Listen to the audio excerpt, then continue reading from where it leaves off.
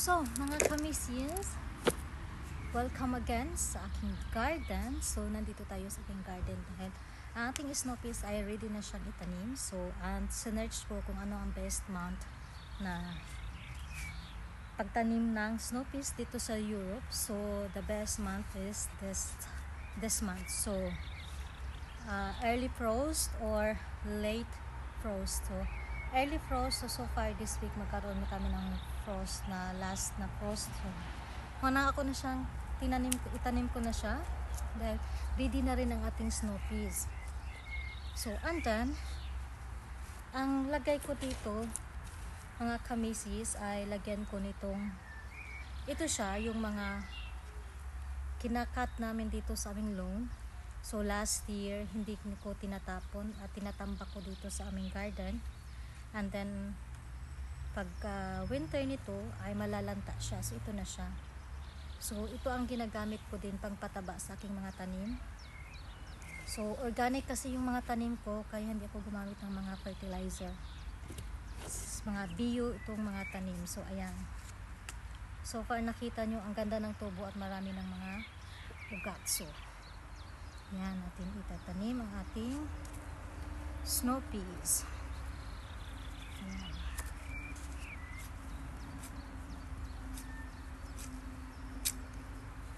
Gusto kong maging organized this time ang aking mga tanim. So kaya ayan, tinanim ko dito na area ang aking snow peas. So ayan.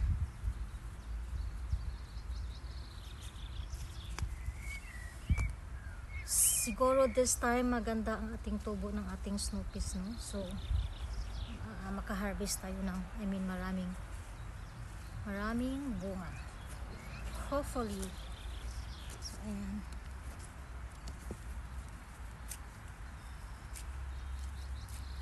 So mga kamisis, ito yung aking libangan dito sa Germany.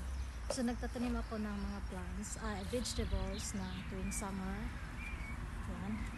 Para isa na rin sa aking libangan at isa na rin din sa makakatulong sa ating pang araw-araw na pangangailangan, dahil hindi lang naman sa Pinas ang nagmahalan ng mga presyo, mga kamisis, dito rin sa ibang bansa. So ayan.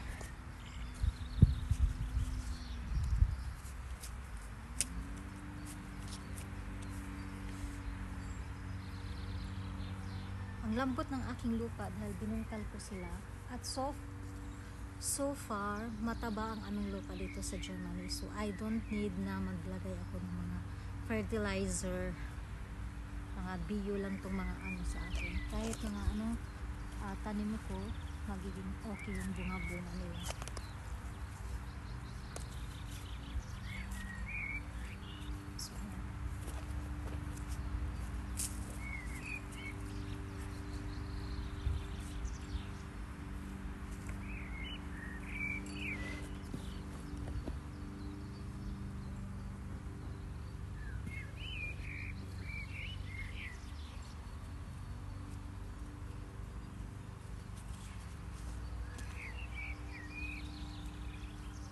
So, and then some of my seeds like tomatoes and paprika, syempre pag summer na talaga, early May. So next month guys, magtanim na tayo sa ating mga kamatis dahil ready na rin din yung time na yan.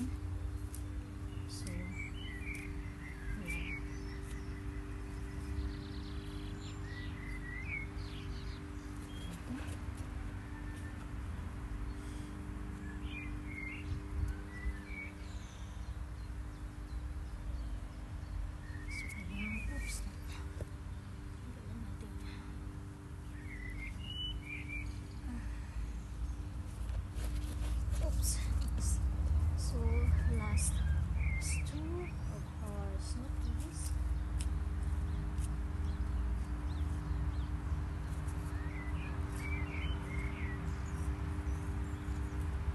Siyempre, diligan natin to.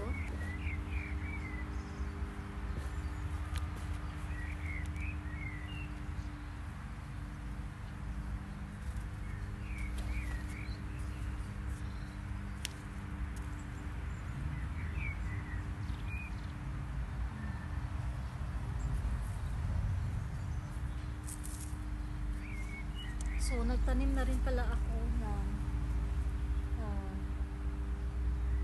yung ating spinach, carrots, red radish. Ang radish din this time din ang magandang itanim, early frost.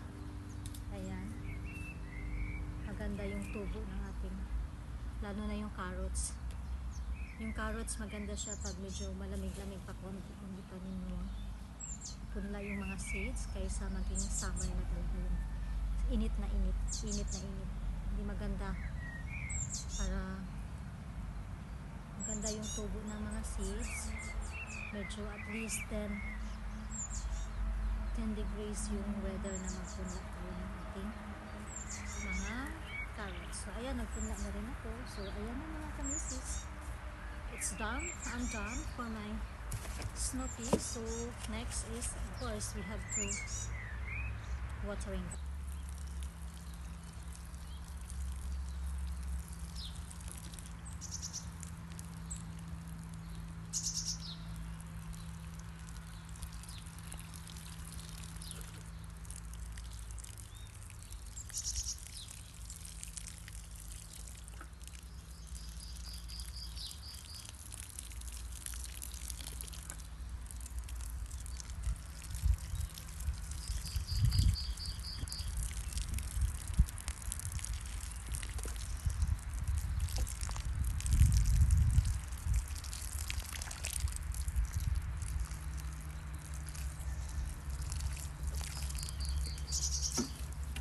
So we're done. So thank you for watching and I hope you like my video. So sa hilig magtanim na tayo para sa ating pang-araw-araw na pangangailangan sa ating pagluluto. So enjoy gardening. Bye!